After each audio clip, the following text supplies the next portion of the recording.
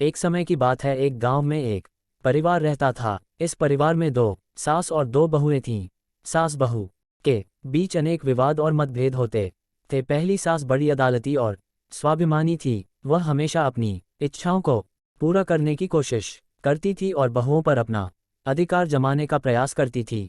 वह खुद को परिवार की मुखिया मानती थी और इसका उपयोग अपनी अधिकारवादी और दबावपूर्ण सोच के लिए करती थी। दूसरी सास आदर्शवादी, समझदार और धैर्यशील थी। वह समझती थी कि परिवार में सबका सम्मान करना और सभी को एक साथ मिलकर काम करना आवश्यक है। वह अपनी बहुओं के साथ मिलकर उनकी मान्यताओं और सुझावों का सम्मान करती थी। पहली बहू शांति पूर्वक अपनी सास के साथ काम करने का प्रयास करती थी, परंतु सास उसे अधिकार और आदेशों की भूमिका देना चाहती थी। इससे वह परेशान हो जाती थी और घर के माहौल में दबाव महसूस करती थी। दूसरी बहू समझदारी और समाधान निकालने के लिए साथ मिलाती थी। वह दिल से सास के साथ मिलकर उसकी सहायता करने का प्रयास करती थी और विवादों को सुलझाने के लिए हमेशा तत्पर रहती थी। धीरे धीरे पहली सास ने समझा कि उसका अधिकारवाद और दबावपूर्ण सोच न केवल उसकी बहुओं को दुख पहुंचा रहा है, बल्कि परिवार के सभी सदस्यों को भी।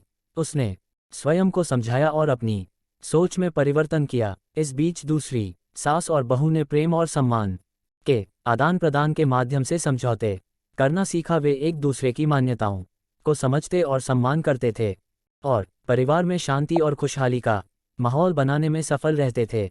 इस कहानी से हमें ये संदेश मिलता है कि सास बहू के बीच सहयोग, समझदारी, सम्मान और प्रेम की भावना होना चाहिए। ये संघर्षपूर्ण संबंध अगर समझौते और आपसी समझदारी के माध्यम से सुलझाए जाएं तो परिवार में सद्भाव, खुशहाली और समृद्धि की अनुभूति हो सकती है।